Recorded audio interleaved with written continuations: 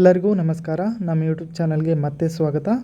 ಇವತ್ತಿನ ವಿಡಿಯೋದಲ್ಲಿ ಕರ್ನಾಟಕ ಸರ್ಕಾರದ ಅಡಿಯಲ್ಲಿ ಬರುವಂತಹ ಹಿಂದುಳಿದ ವರ್ಗಗಳ ಕಲ್ಯಾಣ ಇಲಾಖೆಯಲ್ಲಿ ಹಾಸ್ಟೆಲ್ಗಳಲ್ಲಿ ವಾಸವಾಗಿರುವ ವಿದ್ಯಾರ್ಥಿಗಳಿಗೆ ಇನ್ಸೆಂಟಿವ್ಗೆ ಅಪ್ಲಿಕೇಶನನ್ನು ಹಾಕೋದು ಹೇಗೆ ಅಪ್ಲಿಕೇಶನನ್ನು ಹಾಕಬೇಕು ಅನ್ನೋದನ್ನು ಈ ವಿಡಿಯೋದಲ್ಲಿ ತಿಳಿಸ್ಕೊಡ್ತೇನೆ.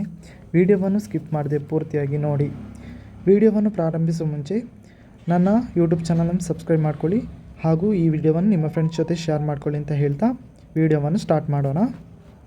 ವಿಡಿಯೋವನ್ನು ಪ್ರಾರಂಭಿಸುವ ಮುಂಚೆ ನಿಮ್ಮ ಮೊಬೈಲ್ನಲ್ಲಿ ಬ್ಯಾಂಕ್ ಪಾಸ್ ಪುಸ್ತಕದ PDF ಫಾರ್ಮು, ನಿಮ್ಮ ಭಾವಚಿತ್ರದ ಒಂದು JPG ಫಾರ್ಮ್ ಹಾಗೂ ಎರಡು ಸೆಮಿಸ್ಟರ್ನ ಅಂಕಪಟ್ಟಿ ಅಟೆಸ್ಟ್ ಆಗಿರುವಂತಹ ಅಂಕಪಟ್ಟಿಯ PDF ಫಾರ್ಮನ್ನು ನಿಮ್ಮ ಮೊಬೈಲಲ್ಲಿ ರೆಡಿ ಮಾಡಿ ಇಟ್ಕೊಳ್ಳಿ. ಮೊದಲಿಗೆ ನಿಮ್ಮ ಮೊಬೈಲಲ್ಲಿ ಕ್ರೋಮನ್ನು ಓಪನ್ ಮಾಡ್ಕೊಳ್ಳಿ.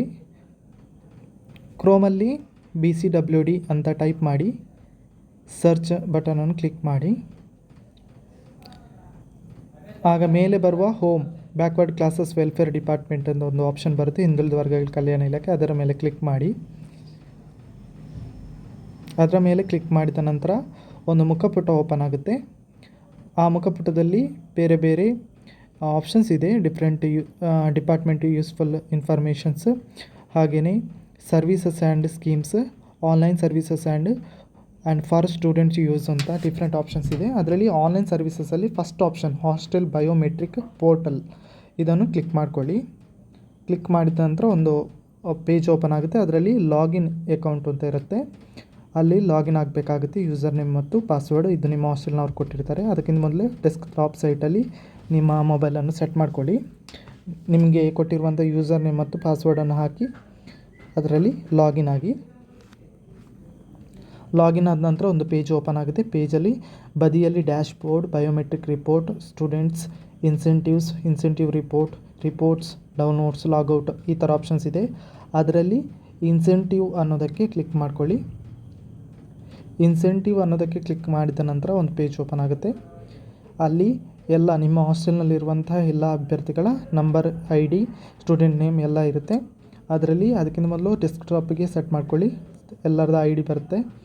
ಐಡಿಯನ್ನೆಲ್ಲ ಸೆಟ್ ಮಾಡ್ಕೊಳ್ಳಿ. ಸೆಟ್ ಮಾಡಿಕೊಂಡ ನಂತರ ಇಲ್ಲಿ ನಿಮ್ಮ ಹೆಸರು ಇರೋ ಅಲ್ಲಿಗೆ ಕ್ಲಿಕ್ ಮಾಡ್ತಾ ಹೋಗಿ. ಅಲ್ಲಿ ನೆಕ್ಸ್ಟ್ ಅಂತ ಆಪ್ಷನ್ ಇದೆ, ನೆಕ್ಸ್ಟ್ ಅಂತ ಕ್ಲಿಕ್ ಮಾಡ್ಕೊಳ್ಳಿ. ಕ್ಲಿಕ್ ಮಾಡಿಕೊಂಡು ನಿಮ್ಮ ಹೆಸರು ಬರೋರಿಗೆ ಹುಡ್ಕುವಾಗ ಬದಿಯಲ್ಲಿ ವ್ಯೂ ಅಂತ ಬರುತ್ತೆ. ನಿಮ್ಮ ಹೆಸರಿನ ಎಲ್ಲ ಡೀಟೇಲ್ ಇರುತ್ತೆ. ಅದರ ಎದುರುಗಡೆ ವ್ಯೂ ಅಂತ ಇರುತ್ತೆ, ಅಲ್ಲಿ ಕ್ಲಿಕ್ ಮಾಡಿ. ಕ್ಲಿಕ್ ಮಾಡಿದ ನಂತರ ಒಂದು ಪೇಜ್ ಓಪನ್ ಆಗುತ್ತೆ. ಪೇಜಲ್ಲಿ ಫಸ್ಟಿಗೆ ಸ್ಟೂಡೆಂಟ್ಸ್ ಡೀಟೇಲ್ಸ್ ಅಂತ ಇದೆ. ಅದರಲ್ಲಿ ನೇಮ್, ಫಾದರ್ ನೇಮ್, ಜೆಂಡರ್, ಹಾಗೆಯೇ date of birth, institution name, course name, category, caste, mobile number, ಹಾಗೆಯೇ caste RD number, income RD number, student address, ಇಷ್ಟು ಡೀಟೇಲ್ಸನ್ನು ನಾವು ಫಿಲ್ ಮಾಡಬೇಕಾಗುತ್ತೆ. ಇದು ಬೇಸಿಕ್ ಡೀಟೇಲ್ಸ್ ನಾವು ಫಿಲ್ ಮಾಡ್ಬೋದು. ಹಾಗೆಯೇ ನೆಕ್ಸ್ಟ್ ಇದರಲ್ಲಿ ಇರುವಂಥದ್ದು ಬ್ಯಾಂಕ್ ಡೀಟೇಲ್ಸಲ್ಲಿ ಬ್ಯಾಂಕ್ ಡಿಸ್ಟ್ರಿಕ್ಟ್, ಬ್ಯಾಂಕ್ ನೇಮ್ ಯಾವುದು ಅಂತ, ಯಾವ ನಿಮ್ಮ ಬ್ಯಾಂಕ್ ನೇಮ್ ಅದನ್ನು ಸೆಲೆಕ್ಟ್ ಮಾಡ್ಕೋಬೇಕು. ನೆಕ್ಸ್ಟ್ ಬ್ಯಾಂಕ್ ಬ್ರಾಂಚ್ ಅಥವಾ IFSC ಅದು ಅದರಲ್ಲೇ ಇರುತ್ತೆ, ಅದನ್ನು ನಾವು ಸೆಲೆಕ್ಟ್ ಮಾಡ್ಕೋಬೇಕಾಗುತ್ತೆ. ನಮ್ಮ ಬ್ಯಾಂಕ್ ಯಾವ ಬ್ರಾಂಚ್ ಮತ್ತು IFSC ಕೋಡ್ ಅಂತ ಅದನ್ನು ಸೆಲೆಕ್ಟ್ ಮಾಡ್ಕೋಬೇಕಾಗುತ್ತೆ. ಹಾಗೆಯೇ ನೆಕ್ಸ್ಟ್ ಅಕೌಂಟ್ ನಂಬರ್ ಅಂತ ಇರುತ್ತೆ. ಅಕೌಂಟ್ ನಂಬರನ್ನು ನಾವು ಫಿಲ್ ಮಾಡಬೇಕಾಗುತ್ತೆ. ಅಕೌಂಟ್ ನಂಬರನ್ನು ನಾವೇ ಫಿಲ್ ಮಾಡಬೇಕಾಗುತ್ತೆ. ಪಾಸ್ ಪುಸ್ತಕ ನೋಡಿ ಕರೆಕ್ಟಾಗಿ ಅಕೌಂಟ್ ನಂಬರನ್ನು ಟೈಪ್ ಮಾಡ್ಕೊಳ್ಳಿ. ಟೈಪ್ ಮಾಡಿದ ನಂತರ ಬ್ಯಾಂಕ್ ಪಾಸ್ಬುಕ್ ಅದರ ಅಪ್ಲೋಡ್ ಮಾಡಲಿಕ್ಕಿದೆ, ಫೈಲನ್ನು ಅಪ್ಲೋಡ್ ಮಾಡಲಿಕ್ಕಿದೆ. ಅದಕ್ಕೆ ಫಸ್ಟ್ ಪೇಜನ್ನು ನಾನು PDF ಮಾಡಿ ಇಟ್ಕೊಳ್ಳಿ ಅಂತ ಮೊದಲೇ ಹೇಳಿದೆ. ಅದನ್ನು ಹಾಗೆಯೇ ಸೆಲೆಕ್ಟ್ ಮಾಡ್ಕೊಳ್ಳಿ. ನಮ್ಮ ಫೈಲ್ಸ್ಗೆ ಹೋಗುತ್ತೆ. ಅದನ್ನು ಕ್ಲಿಕ್ ಮಾಡಿದಾಗ ಅಲ್ಲಿ ಹೋಗಿ ನಾವು ಆಲ್ರೆಡಿ ನಾವು PDF ಫಾರ್ಮಲ್ಲಿ ಮಾಡಿಟ್ಟಂಥ ಫೈಲನ್ನು ನಾವು ಸೆಲೆಕ್ಟ್ ಮಾಡಿಕೊಂಡು ಅಪ್ಲೋಡ್ ಮಾಡಬೇಕಾಗುತ್ತೆ. ಆಗ ಬ್ಯಾಂಕ್ ಪಾಸ್ಬುಕ್ PDF ಅಂತ ಅಲ್ಲಿ ಬರುತ್ತೆ. ಹಾಗೆ next candidate photo upload, image ಫಾರ್ಮನ್ನು ಅಪ್ಲೋಡ್ ಮಾಡಬೇಕಾಗುತ್ತೆ. ಸೊ ಇಮೇಜ್ ಫಾರ್ಮನ್ನು ನಾನು ತೆಗೆದಿಟ್ಕೊಂಡಿದ್ದೇನೆ, ಅದನ್ನು ಆಲ್ರೆಡಿ ಹಾಗೆಯೇ ಅಪ್ಲೋಡ್ ಮಾಡ್ತೇನೆ.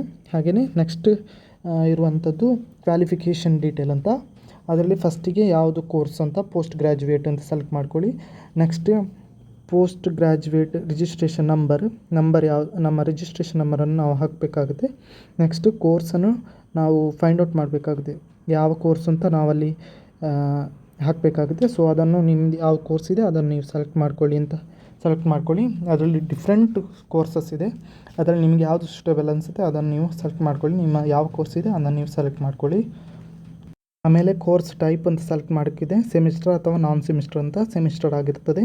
ಹಾಗೆ ನೆಕ್ಸ್ಟ್ CGPA ಅಥವಾ ಮಾರ್ಕ್ಸ್ ಅಂತ ಸೆಲೆಕ್ಟ್ ಮಾಡೋಕ್ಕಿದೆ. ನಮಗೆ CGPA ಇರೋದ್ರಿಂದ CGPA ಅಂತ ಸೆಲೆಕ್ಟ್ ಮಾಡ್ಕೊಂಡಿದ್ದೇವೆ.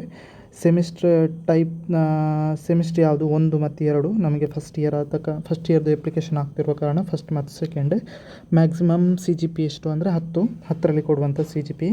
So maximum CGPA 10. ಹಾಗೆಯೇ ಒಬ್ಟೈನ್ಡ್ CGPA ಎಷ್ಟು ನಮಗೆ ಸಿಕ್ಕಿದೆ ಅದನ್ನು ನಾವು ಹಾಕಬೇಕಾಗುತ್ತೆ. ಹಾಗೆಯೇ ಸಿಕ್ಕಿದಂತಹ CGPA ಹಾಕಿದಾಗ ಅಲ್ಲಿ ತನ್ನಷ್ಟಕ್ಕೆ ಅದು ಟೋಟಲ್ ಒಬ್ಟೈನ್ಡ್ CGPA ಮಾಡಿಕೊಳ್ಳುತ್ತೆ ಮತ್ತು ಪರ್ಸೆಂಟೇಜನ್ನು ಅದೇ ಮಾಡಿಕೊಳ್ಳುತ್ತೆ. ನೆಕ್ಸ್ಟ್ ಬರುವಂಥ ಆಪ್ಷನು ಅಪ್ಲೋಡ್ ಡಾಕ್ಯುಮೆಂಟ್. ನಾವು ಮೊದಲೇ ಮಾಡಿಟ್ಕೊಂಡಂತಹ ಫಸ್ಟ್ ಮತ್ತು ಸೆಕೆಂಡ್ ಸೆಮಿಸ್ಟರ್ನ PDF ಫಾರ್ಮನ್ನು ನಾವು ಅಪ್ಲೋಡ್ ಮಾಡಬೇಕಾಗುತ್ತೆ. ಎರಡೂ ಸೆಕ್ಷನಲ್ಲೂ ನಾವು PDF ಅನ್ನು ಅಪ್ಲೋಡ್ ಮಾಡಬೇಕಾಗುತ್ತೆ. ಫಸ್ಟಿಂದ ನಾವು ಸೆಲೆಕ್ಟ್ ಮಾಡಿಕೊಂಡಾಗ PDF ಅನ್ನು ಸೆಲೆಕ್ಟ್ ಮಾಡಿಕೊಂಡಾಗ ಅಲ್ಲಿ ಬರುತ್ತೆ ಫಸ್ಟ್ PDF ಅಂತ ಅಲ್ಲಿ ಸೆಲೆಕ್ಟ್ ಮಾಡಿದ ಫೈಲ್ ನೇಮ್ ಬರುತ್ತೆ. ಹಾಗೆಯೇ ಸೆಕೆಂಡದ್ದು ಸಹ ಸೇಮ್ ಹಾಗೆಯೇ ಸೆಲೆಕ್ಟ್ ಮಾಡಿಕೊಂಡಾಗ ಸೆಕೆಂಡ್ ಸೆಮಿದು PDF ನೇಮು ಅಲ್ಲಿ ಬರುತ್ತೆ. ನಾವು ಯಾವ PDF ನೇಮ್ ಹಾಕ್ಕೊಂಡಿದ್ದೀವಿ ಆ PDF ನೇಮ್ ಅಲ್ಲಿ ಬರುತ್ತೆ. ಹಾಗೆಯೇ ನೆಕ್ಸ್ಟ್ ಹಾಗೆ ಹಾಕಿದ ಮೇಲೆ ಮೇಲೊಂದು ಆಪ್ಷನ್ ಬರುತ್ತೆ CGPA ಅಂತ ಸೆಲೆಕ್ಟ್ ಮಾಡಿದ ಮೇಲೆ ನಾವು ಅಪ್ಲೋಡ್ ಮಾಡಿದ ಮೇಲೆ ಅಲ್ಲೊಂದು ಮೇಲೊಂದು ಆಪ್ಷನ್ ಬರುತ್ತೆ. ರಿಮಾರ್ಕ್ಸನ್ನು ನಾವು ನೋ ಅಂತ ಹಾಕಿ, ಯಾವುದೇ ರಿಮಾರ್ಕ್ಸ್ ಇರಲ್ಲ. ಸೊ ನೋ ಅಂತ ಹಾಕಿದೆ. ಹಾಗೆಯೇ ಮೇಲೊಂದು ಆಪ್ಷನ್ CGPA ಅಂತ ಬಂದಿರುತ್ತೆ. ಅದಕ್ಕೆ ನಾವೀಗ ಸೆಲೆಕ್ಟ್ ಮಾಡ್ಕೋಬೇಕಾಗುತ್ತೆ.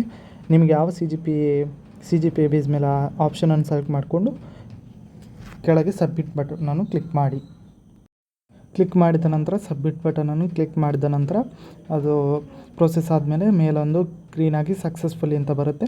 ಸಕ್ಸಸ್ಫುಲ್ ಆದ ನಂತರ ಇದು ನಮ್ಮದು ಡಾಕ್ಯುಮೆಂಟ್ ಅಥವಾ ನಮ್ಮ ಅಪ್ಲಿಕೇಶನ್ ಸಕ್ಸಸ್ಫುಲ್ಲಾಗಿ ಅಪ್ಲಿಕೇಶನ್ ಹಾಕಿದ್ದೀವಿ ಅಂತ ಅರ್ಥ ಆಗಿರುತ್ತೆ.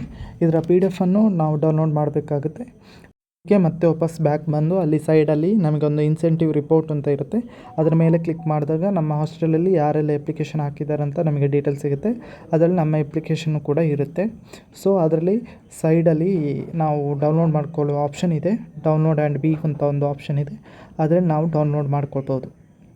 ಪ್ರಿಂಟ್ ಆ್ಯಂಡ್ ಡೌನ್ಲೋಡ್ ಅಂತ ಆಪ್ಷನ್ ಇದೆ. ಅದರ ಮೂಲಕ ನಾವು ಡೌನ್ಲೋಡ್ ಮಾಡಿಕೊಂಡು ನಮ್ಮ ಅಪ್ಲಿಕೇಶನನ್ನು ಫುಲ್ ಮಾಡ್ಕೋಬೋದು. ಇದು ಹಾಸ್ಟೆಲಲ್ಲಿ ಇರುವಂತಹ ವಿದ್ಯಾರ್ಥಿಗಳು ಹೇಗೆ ಅಪ್ಲಿಕೇಶನನ್ನು ಹಾಕಬೇಕು ಅನ್ನೋ ವಿಧಾನ ಆಗಿದೆ.